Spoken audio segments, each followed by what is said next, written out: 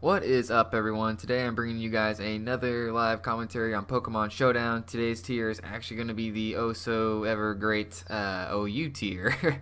Everyone loves this thing, of course. So this is going to be my team that I'm going to be using throughout the session. The main point of it is, of course, to get my Mega Tyranitar in here and Dragon Dance up on crippled Pokemon and proceed to sweep. To help my Tyranitar out, I'm actually going to be running a Thunder Wave, Defog, Latios. Can't really be having I guess Stealth Rocks and Spikes on my side of the field. Also going to be running a physical defensive wall in Lander's Therian form.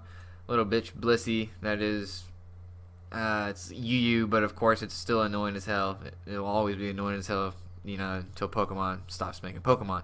So, that being said, this thing also has Thunder Wave. Then I also have a Rotom Wash Resto Chesto set with Thunder Wave as well. As you guys can see, the point is kind of to Thunder Wave everything and then Dragon Dance with my Tyranitar. Just in case Tyranitar does go down for whatever reason, I'm also running a Spec Keldeo, which is a great wall breaker that can stop any of my Tyranitar's threats, such as I guess Scarm will be a pretty good counter, and any Pokemon like that, Keldeo can just blow through them. With that being said, we are going to go hop on into a battle, and hopefully this session goes pretty well. Looking at my opponent's team, I'm thinking it's going to want to lead off with probably Breloom. That seems to be a pretty common lead. Or, of course, just go with his Magnezone since it's his first Pokemon. Regardless, I think I'm actually going to lead with my Landorus, which is always a good lead because if I don't like the matchup, I can either U-turn out, or if my opponent is faster, I can always just hard switch. But he actually goes into his Heatran, which is a really good switching for me. Looking on his team, he actually doesn't have a Levitate Pokemon, which really sucks for him. So I'm actually going to go straight for the Earthquake in case he wanted to stay in, but he actually makes the move, switch out into his Azumarill, which is fine by me. Looks like this thing is going to be a, I guess physical, or not physical, of course it's physical. This is going to be a Choice Banded set, because either Choice Banded set or Belly Drum set, obviously, because it has no leftovers. So he's just going to go for the Aqua Jet. Hopefully that's not abandoned, or else Rotom Wash is just a monster. But I'm actually going to take this opportunity to go for the Thunder Wave. Well, no, I'm actually going to go for the Volt Switch in case he wants to switch into his Espeon. I don't want to waste a turn. I know I can't be paralyzed, but I still want to try to get the jump on my opponent. As he actually just goes into his Heatran, pull off the Volt Switch, so now I'm going to go back into my Landers. I'm going to go for the Earthquake again, because that still did a pretty decent chunk to the Azumarill, and can't go wrong with going for Earthquake on a Heatran, especially when he has no Flying or Levitate Pokemon. So, we are going to see what he wants to do. Is he actually just goes into his Breloom. I should be faster than him. Well, actually, probably not. I'm actually just going to pull a hard switch into my Rotom. If he goes for the Spore, that's fine. I do have the Resto Chesto set.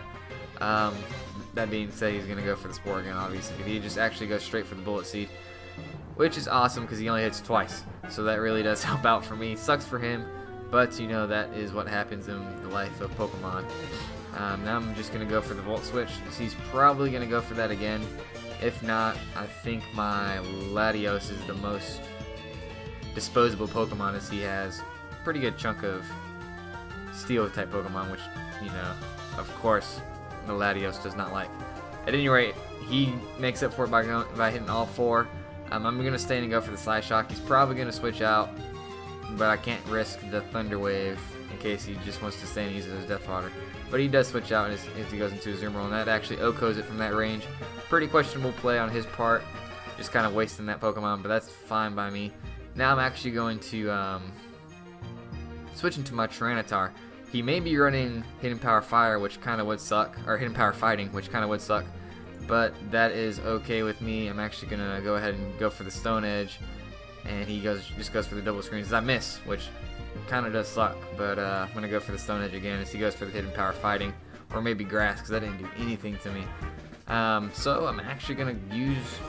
Well, he still has his Scissors, so I can't really set up this early. So he's just going to stay in for Death Fodder, hoping I miss, which I don't. So that's always good on my end. He's probably going to want to switch into his Breloom again, which is fine by me. That's Death Fodder. Going to go for the Fire Punch and kill it from that range.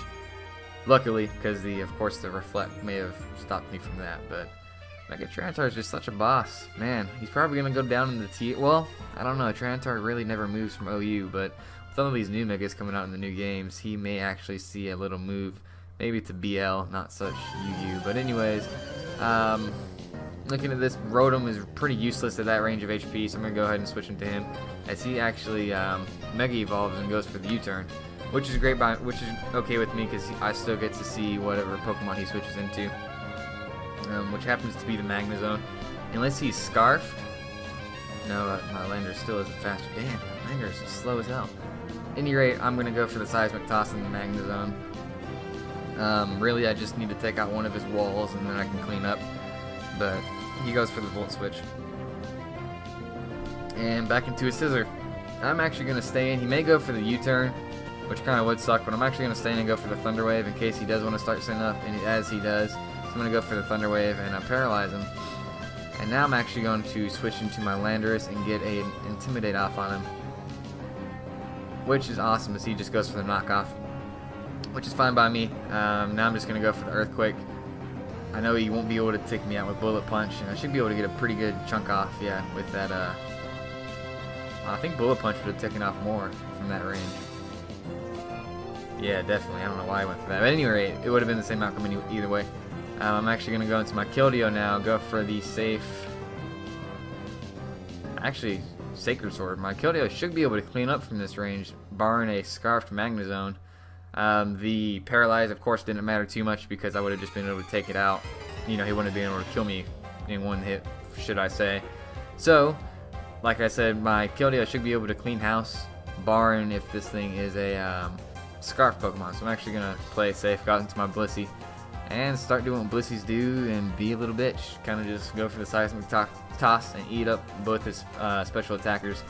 So that's going to be, should be game. It's going to be kind of a long finish. So I think I would just, might just leave you guys at this, seeing as how it's going to be a pretty long finish. I'm actually going to see if I can speed it up and just go into my Tyranitar.